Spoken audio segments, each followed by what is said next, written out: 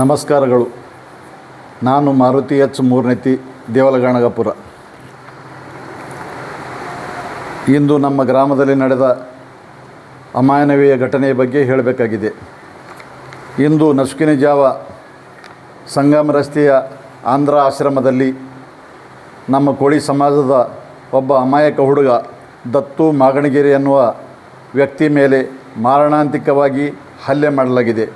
ಈ ಘಟನೆ ನಾಗರಿಕ ಸಮಾಜ ಬೆಚ್ಚಿ ಬೀಳಿಸುವಂತಿದೆ.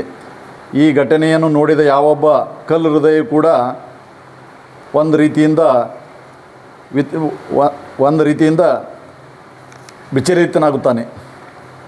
ಆದಷ್ಟು ಇಂಥ ಗುಂಡಾಗಳನ್ನು ಬಂಧಿಸಿ ಕಠಿಣ ಶಿಕ್ಷೆಗೆ ಗುರಿಪಡಿಸಬೇಕು. ಇಲ್ಲದೆ ಹೋದಲ್ಲಿ ನಮ್ಮ ಸಮಾಜದ ವತಿಯಿಂದ ಉಗ್ರ ಹೋರಾಟ ಮಾಡಲಾಗುತ್ತದೆ ಅಂತ ಈ ಮೂಲಕ ಹೇಳಬೇಕಾಗಿದೆ.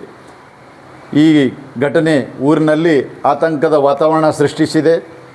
ಆದಷ್ಟು ಬೇಗ ಈ ಗುಂಡಾಗಳನ್ನು ಬಂಧಿಸಿ ಕಾನೂನು ರೀತಿ ಅವ್ರ ಮೇಲೆ ಕಠಿಣ ಶಿಕ್ಷೆಗೆ ಗುರಿಪಡಿಸಬೇಕಂಥೇಳಿ ನಮ್ಮ ಸಮಾಜದ ವತಿಯಿಂದ ಎಚ್ಚರಿಕೆ ಕೊಡುತ್ತಿದ್ದೇನೆ.